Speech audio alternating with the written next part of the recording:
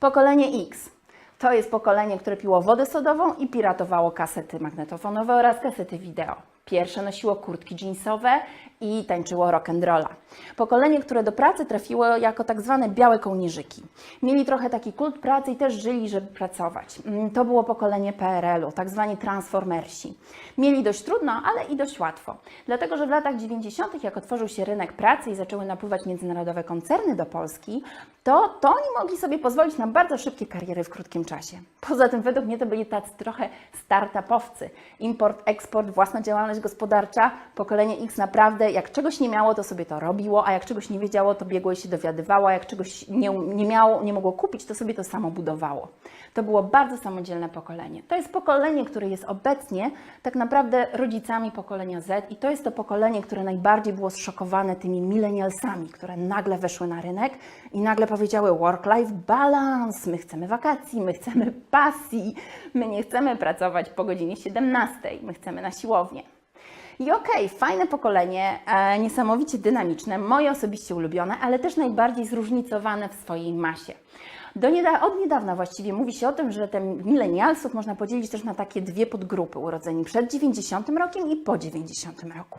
No i każdy ma swojego reksia, bo przed 90 rokiem to ci, którzy pamiętają Peweksy i oglądali reksia. Po 90 roku to już raczej ci, dla których Elon był reksiem i był tym, który powiedział, że można polecieć na Marsa. Nie pamiętają już za bardzo reksia i też negują starszych kolegów, a z kolei ci starsi mówią, a ci młodsi to są tacy leniwi, roszczeniowi. Wszyscy jesteśmy milenialsami, właściwie większość z nas, bo większość z nas walczy o to, żeby mieć równowagę w życiu zawodowym i prywatnym. I nie możemy mówić, że to tylko jest domena tak naprawdę pokolenia Y. To jest też digital natives, to jest tak zwany self-generation, określony przez Mariusza Łodygę jako pokolenie self.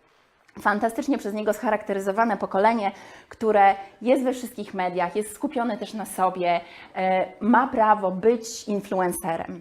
Ale to dopiero tak naprawdę pokolenie Z wchodzi na tą drogę influencingu i youtubingu też. Mamo, zostanę youtuberem.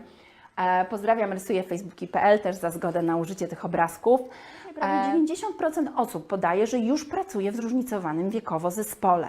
Kłopot natomiast gdzieś jest na obszarze komunikacji, bo choć my wiemy, że ta współpraca międzypokoleniowa przynosi nam korzyści, to nadal nie do końca jesteśmy się w stanie ze sobą porozumieć. W szczególności dotyczy to młodszych pokoleń, które bardziej są przestraszone tym, że muszą współpracować z pokoleniami bardziej dojrzałymi i się z nimi komunikować. Te pokolenia dojrzałe są szalenie otwarte. To raczej gdzieś w młodszych jest jakiś chyba lęk przed tą relacją, która się w pracy może pojawiać.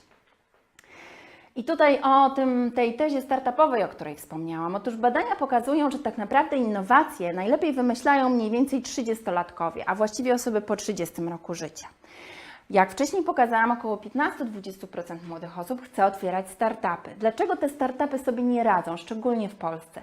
Dlatego, że bardzo często są tam za młode osoby. I tu nie chodzi o to, że młodym brakuje energii czy pasji. Nie, czasami brakuje im pewnego biznesowego podejścia. Dlatego moja teza brzmi tak, że jeżeli chcecie dobierać sobie taki startup, który ma większą szansę na rynku, to warto, żebyście zadbali o to, aby w tym zespole znalazły się osoby zróżnicowane wiekowo. Aby były różne punkty widzenia, różne doświadczenia i różna wiedza w jednym miejscu. Taki zespół ma o wiele większe szanse poprowadzić startup w dobrym kierunku. A już 8 na 10 pracowników i tak wie, że taki zespół zróżnicowany jest bardziej innowacyjny.